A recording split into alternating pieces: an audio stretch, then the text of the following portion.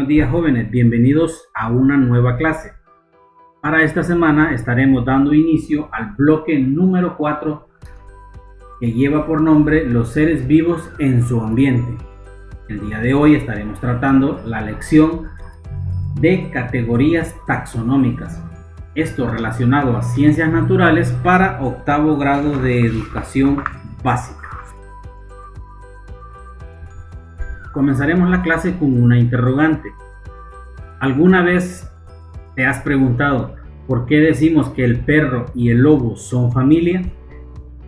Bien, vamos a comenzar diciendo que en la naturaleza existen millones de seres vivos diferentes, pero es necesario establecer una clasificación que los agrupe de acuerdo a su evolución, diferencias y semejanzas. Las primeras clasificaciones de los seres vivos fueron empíricas y estaban basadas en la utilidad que el ser humano le daba a las plantas y a los animales. El primero que clasificó los seres vivos en vegetales y animales fue el filósofo griego Aristóteles, que vivió entre los años 384 y 322 a.C.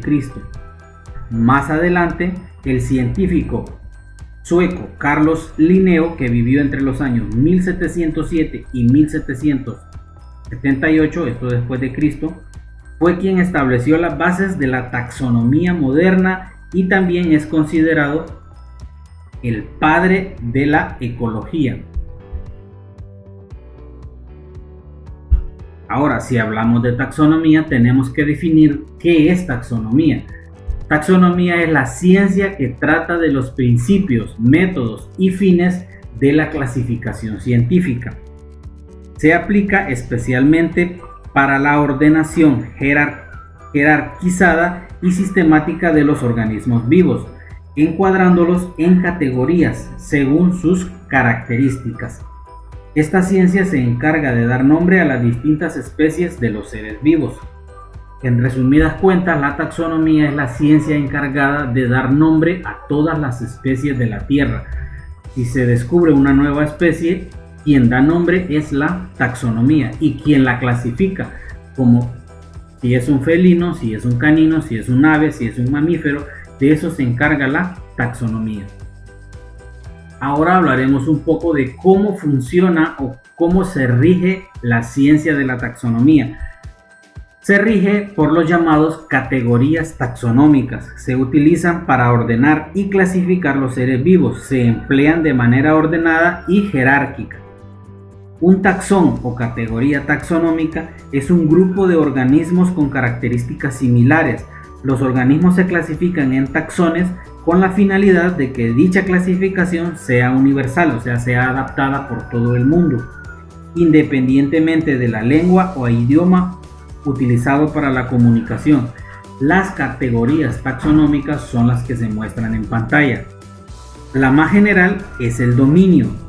Esta se va subdividiendo en reinos, en filos, en clases, en órdenes, en familias y especies, siendo esta última la más específica de todas. Si hablamos del dominio, vamos a decir que existen tres categorías para el dominio. Tenemos la categoría area, la bacteria y la eucaria. En la area son el grupo de microorganismos unicelulares que, al igual que las bacterias, son de morfología procariota, o sea que no poseen un núcleo, pero son fundamentalmente diferentes a las bacterias, de tal manera que se conforman su propio dominio y su propio reino. También tenemos las bacterias, que son microorganismos procariotas que poseen un tamaño de unos pocos micrómetros y diversas formas, incluyen filamentos, esferas, barras, sacacorchos y hélices. Y tenemos la eucaria, que es la que conocemos como eucariota, que son aquellos organismos más complejos que ya poseen células eucariotas. Los reinos es la segunda categoría taxonómica por debajo del dominio. Actualmente se conocen 6 reinos. Tenemos el reino protista, el reino animal, el reino vegetal, el reino fungi, el reino arquea y el reino bacteria. Estos dos son los más importantes y los más generales. El filo, se agrupan los seres vivos por un sistema de organización. Esta categoría se localiza entre el reino y la clase. Además, subdivide a los reinos. El reino animal contiene 35 filos, el reino fungi contiene 6, el reino vegetal contiene 12 y el reino protista, bacteria y arquea también se divide en filos. La clase es una categoría taxonómica situada entre el filo y la orden. Agrupa a los seres vivos por semejanzas mayores que existen entre los integrantes de un mismo filo. Y así cada una de las siguientes clasificaciones. La orden son características de los animales de la misma clase. La familia son clasificaciones de los seres vivos de la misma orden y así vamos hasta llegar a la especie. Vamos a formar un ejemplo, vamos a mencionar las categorías taxonómicas del ser humano. Si nosotros queremos escribir las categorías del ser humano, vamos a comenzar por el dominio y vamos a decir que el dominio al que pertenece el ser humano es eucaria, porque sus células son eucariotas, es decir, tiene un núcleo bien definido. ¿A qué reino pertenece el ser humano? Pertenece al reino animal, por su estructura, organización celular y características genéticas. ¿A qué filo o división pertenece? Pertenece al filo de los cordados porque poseen notocordio. ¿Qué es el notocordio? Es una estructura cartilaginosa que se sitúa debajo de la médula espinal.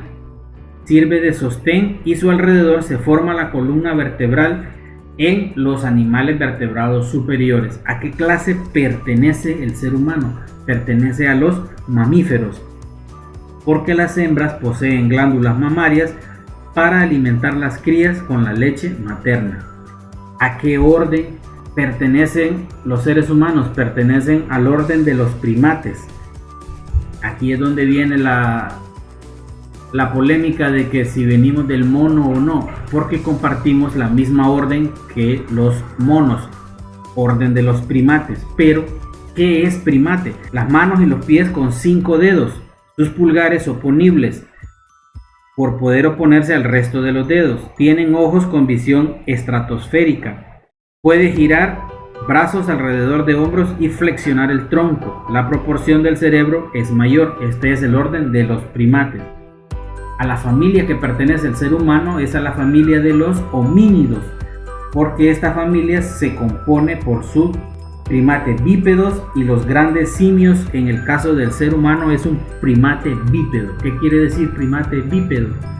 Es un primate, o sea, es un ser vivo que posee 5 dedos en las manos, en los pies. Ya hablamos de las características, puede girar los hombros, el torso. Bípedo porque camina en 2 pies.